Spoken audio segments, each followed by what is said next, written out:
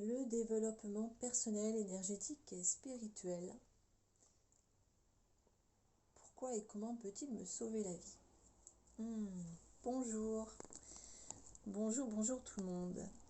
Karine Chaumont, aujourd'hui, voilà, la vidéo était pour vous faire quelques confessions me concernant.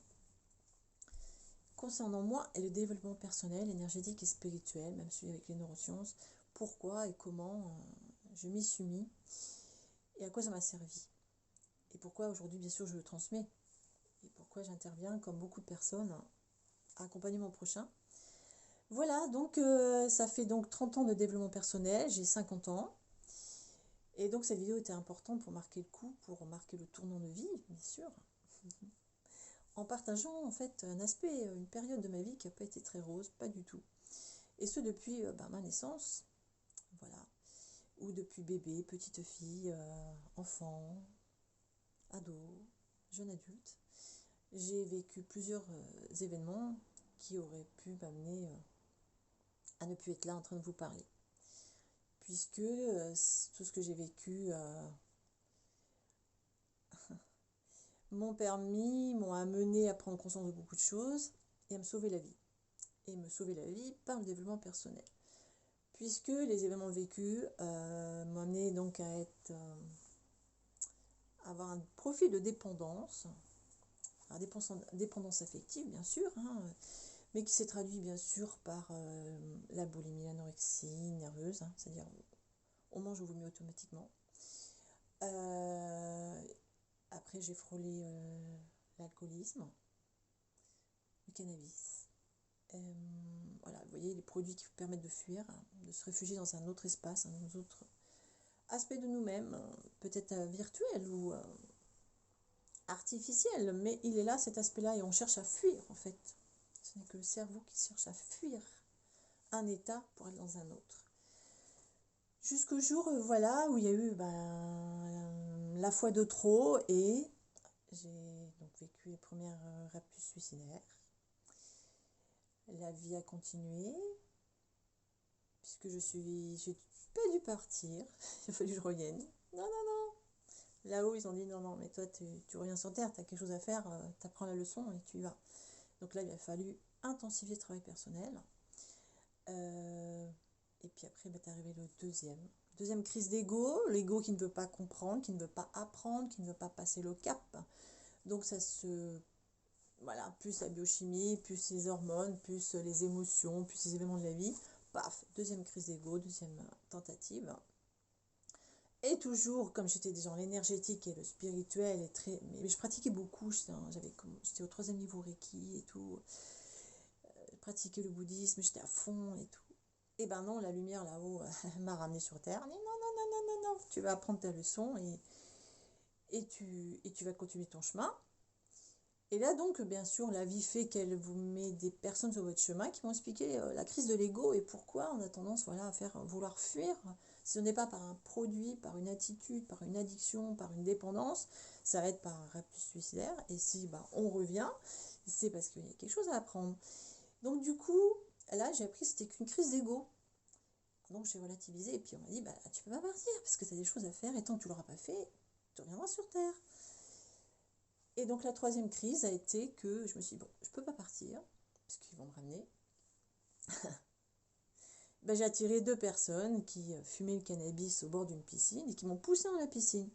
Donc là, j'ai touché le fond pour la troisième fois de ma vie, mais pour de bon, c'est-à-dire physiquement parlant, bam, la tête au fond d'une piscine. Donc là, j'ai fait une expérience de mort imminente, ou une NDE, comme vous voulez. Et donc là, retour sur Terre, parce qu'il y a toujours quelqu'un qui est près de moi et qui me ramène. Là, c'était encore quelqu'un qui était dans la police, qui était maître nageur. Moi, je fais une relation avec l'archange Michael, puisque la première personne qui a intervenu pour me sauver était ma meilleure amie, Sandrine, que je fais un petit coucou par là, qui était à l'école de police. Voilà. Et la deuxième personne, c'était moi toute seule.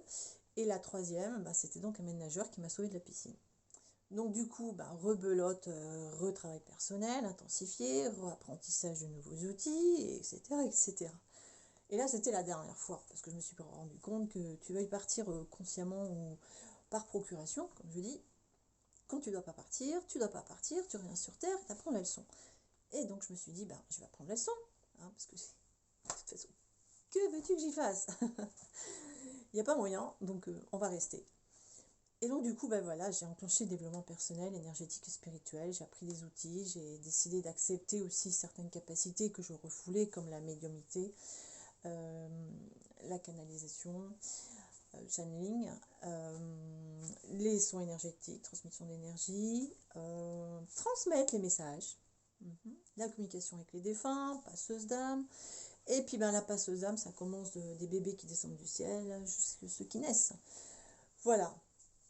Et donc au jour d'aujourd'hui, à 50 ans, j'ai quand même frôlé de l'année dernière en un an 2 fois le burn-out professionnel. Il y avait aussi le perso, il y avait la séparation avec le père de mon fils. Donc là, j'ai senti frôler la crise d'ego.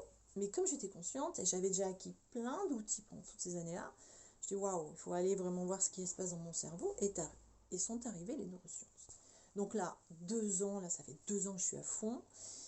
Et c'est passionnant, c'est génial, c'est incroyable ce qu'on peut capter d'informations, de compréhension, de prise de conscience. Et je veux dire, en plus, on monte en énergie. Hein, on est en énergie haute, haute, haute, plus. Même si je suis une être humain, oui, je suis une femme, que j'ai des moments down, des moments très bas, comme tout le monde, surtout avec tout ce qu'on a vécu depuis 2 ans. Cependant, j'ai les outils à la maison, je travaille sur moi. Si mon ego il coince vraiment, il ne veut pas aller voir ce qui est le plus insidieux, le plus profond dans mon conscient, mon inconscient, je suis entourée de personnes qui peuvent m'aider. Parce que c'est ça, il faut toujours avoir l'humilité, euh, oui, l'humilité, d'aller voir quelqu'un d'autre si on est vraiment bloqué, qu'on n'arrive pas à avancer. Donc moi, c'est vrai qu'en étant dans l'école de coaching, il y a d'autres coachs qui sont avec moi. J'ai des amis qui sont dans la thérapie et tout, donc je peux échanger, je peux avoir un autre point de vue. Et après, hop, je passe à l'action. Et si les actions que j'ai je suis coincée dans mes entournures, vous voyez, parce que j'ai même pris le cool, hop, j'hésite pas à demander. Parce que avec le développement personnel, on apprend à être humble, à rester humble, et à se dire je ne suis qu'un être humain. Et tant que je suis incarnée dans ce corps physique, les pieds sur terre, ça veut dire que je ne suis pas prête à remonter là-haut. C'est parce que j'ai des choses à apprendre. Et j'y vais.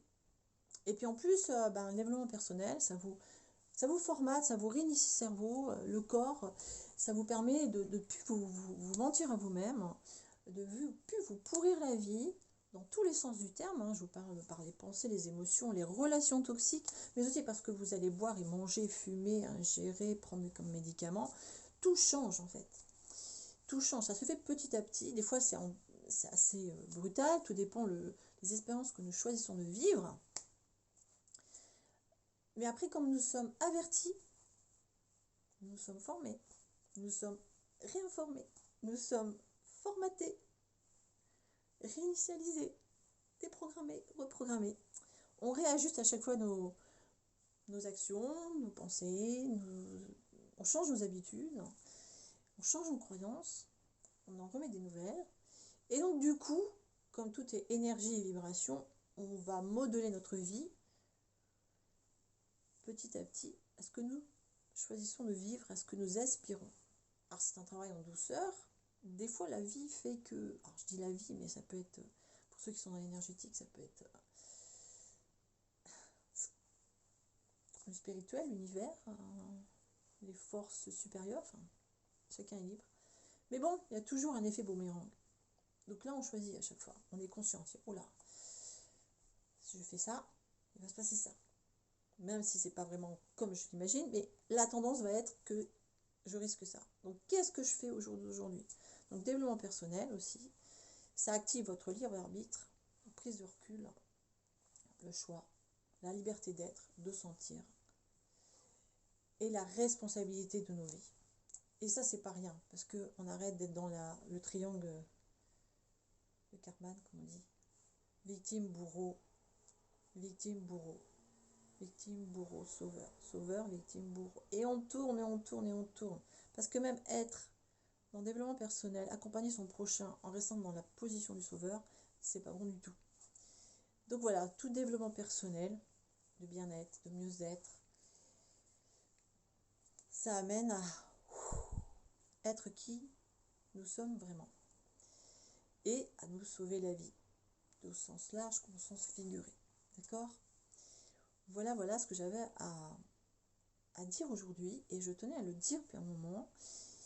Et si vous avez des questions, toujours pareil, vous n'hésitez pas, je vous y répondrai. Si vous voulez savoir ce que j'ai vécu qui fait que je peux accompagner une personne qui a vécu des abus, je peux accompagner une personne qui a vécu manipulation, je peux accompagner une personne qui a vécu tentative de suicide. Les mamans qui sont, les femmes qui sont en désir d'enfant à 40 ans et plus, qui sont cassées par la société, comme quoi elles ne peuvent pas concevoir. Je suis une maman de 45 ans. Voilà, je pense qu'en toute humilité, avec le parcours de vie que j'ai eu, et je pense, et je dis merci à ce parcours de vie au jour d'aujourd'hui, puisque je me dis, avec tout ce que j'ai vécu, il y en a beaucoup de personnes qui m'ont dit, mais comment ça se fait que tu es encore vivante, Karine? Ben voilà, parce que j'avais un chemin où il fallait que je passe par toutes ces, on va dire, ces épreuves, ces trucs vraiment pas cool, pour être qui je suis aujourd'hui et pouvoir accompagner mon prochain en toute humilité, sans me sentir Dieu tout-puissant. Et en développant mes capacités au jour le jour. Voilà. Et en osant les voir le plus sombre en moi. Voilà. Donc, je vous souhaite maintenant une belle journée. N'hésitez pas à me contacter si vous avez envie d'échanger avec moi. Si vous connaissez quelqu'un qui n'est pas bien et qui aurait besoin même d'échanger, voilà. Je suis là. Et maintenant, je vous souhaite une belle journée. Et prenez bien soin de vous. Je vous embrasse. Je vous fais un gros câlin. À bientôt.